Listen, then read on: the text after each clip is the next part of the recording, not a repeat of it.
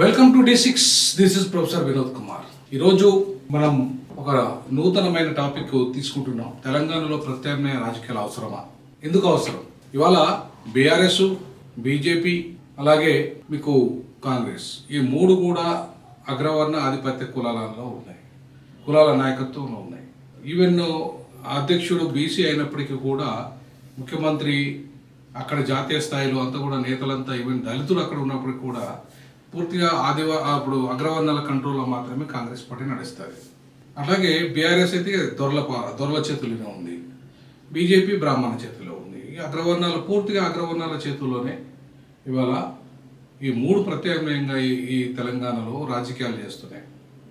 So నాలుగో ప్రత్యామ్నాయంగా నేనేమంటున్నా అంటే పూలే అంబేద్కర్ పెరియార్ ఆలోచన విధానంతో పనిచేసే రాజకీయ పార్టీలు ఒక ప్లాట్ఫామ్గా ఒక వేదిక మీదకి రావాల్సిన అవసరం ఉంది. ఒక ప్రత్యామ్నాయ రాజకీయ సంస్కృతిని, ప్రత్యామ్నాయ ఆర్థిక విధానాలని, అలాగే ప్రత్యామ్నాయ సామాజిక వ్యవస్థ నిర్మాణాన్ని ఇవాళ నిర్మించాల్సిన అవసరం ఉంది. లేకపోతే ఈ ఆధిపత్య వర్గాలు సంపన్నులను మరింత సంపన్నులుగాను, పేదలను మరింత పేదలుగాను తయారు చేస్తున్న క్రమం మనం చూస్తున్నాం. అంతేకాకుండా బీసీలలో కొంతమంది బ్యాక్వర్డ్ కమ్యూనిస్ట్ ఒక 5 కులాలు మాత్రమే అభివృద్ధి చెందిన మిగతా కులాలన్నీ వెనకగనట్టేవేయండి. సో ఈ బాగా మోస్ట్ బ్యాక్వర్డ్ కులాలను అయితే పట్టించుకున్న నాదులు లేడు. అలాగే ఎస్సీలు అక్కడికి వస్తే మాలమాదిగలు ఇద్దరు మాత్రమే వాళ్ళు రాజకీయ నిర్ణేతలుగా ఉంటారు, రాజకీయ అవకాశాలు పొందుతున్నారు. సో ఇతర కులాలు ఏవైతే ఉన్నాయో ఇంకా 57 ఎస్సీ మోస్ట్ బ్యాక్వర్డ్ కులాలు అయితే ఏవైతున్నాయో వాటికి ప్రాతినిధ్యం లేకుండా పోయింది. సో ఆ వర్గాలకు కూడా ఆ రాజకీయ అంటరానితనం ఉంది. బీసీలో మోస్ట్ బ్యాక్వర్డ్ కులాలకు కూడా రాజకీయ అంటరానితనం ఉంది. అలాగే మైనార్టీలో కూడా దళిత మైనార్టీలు ప్రధానంగా, ముస్లింలలో ప్రధానంగా, క్రిస్టియన్లలో దళితులు ప్రధానంగా టార్గెట్ గ్రూప్గా ఉన్నారు. వాళ్ళకు రిజర్వేషన్లు లేవు, వాళ్ళకు అవకాశాలు లేవు, వాళ్ళని ఎమ్మెల్యేలుగా చూసే పరిస్థితి లేదు, కార్పొరేషన్ చైర్మన్ పదవులలో లేరు. సో వాళ్ళకి వాళ్ళ సర్టిఫికేట్లో హిందువులుగా ఉంటారు, చర్చికి మాత్రం సమాజంలో వాళ్ళు క్రైస్తవులుగా ఉంటారు, ముస్లింలుగా ఉంటారు.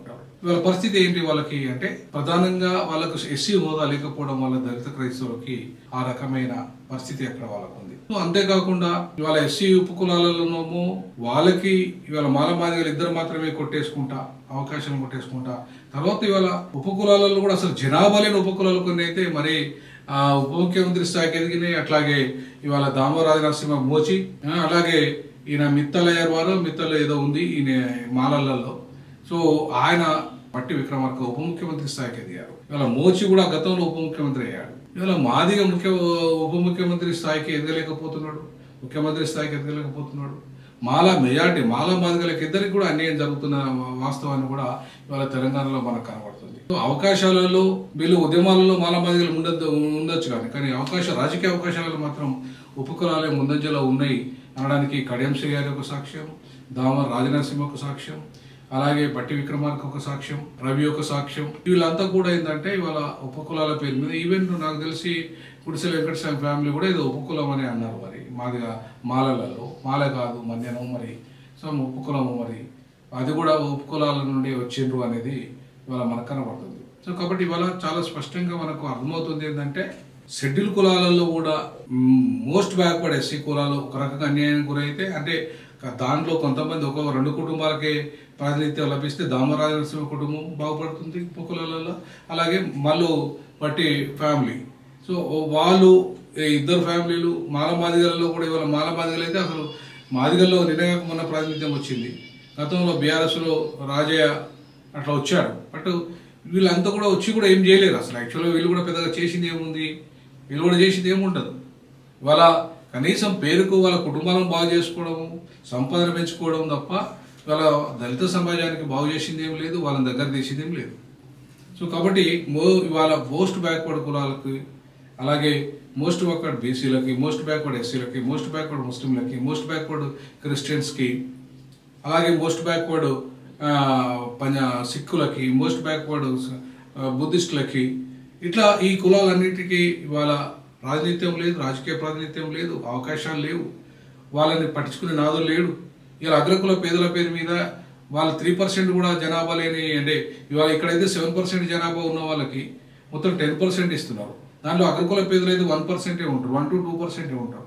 అగ్రకుల పేదలు 2% ఉంటే 10% ఇస్తున్నారు వాళ్ళకి రిజర్వేషన్, అంటే వాళ్ళకి 80% ఎక్కువ ఇస్తున్నారు. కానీ అదే పేదలు 85%, 90% ఇవాళ తెలంగాణలో ఉంటే, 93% తెలంగాణలో బహుజనులు ఉంటే, అందులో పేదలు 50 నుండి 60%, 70% ఉంటారు. దాదాపు 70-80% ఉంటారు. 80% దాకా పేదలు ఉంటే వాళ్ళకి ఇస్తున్నది సంఖ్య ఎంత అంటే ఇలా 50% దాటద్దని. అంటే ఆడ మొత్తం 85-90-93% ఉంటే పేదలు, అందులో దాంట్లో దాదాపుగా 40% ఉంటే వాళ్ళకి 50% దాటద్దని ఒక రూలింగ్ పెట్టి వీళ్ళు 2% ఉన్న వాళ్ళకి 10% ఇచ్చుకుంటా ఇంకా ఈ అవకాశాలు వాళ్ళకే, మళ్ళీ ఓపెన్ కేటగిరీలో 36% కూడా వాళ్ళకే పోతే ఏంటి పరిస్థితి ఈ బడుగు బలహీన వర్గాలది, ఈ బహుజనులది?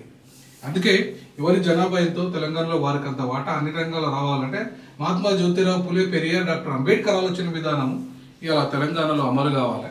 సో అంబేద్కర్ రాజ్యం నిర్మాణం జరగాలి.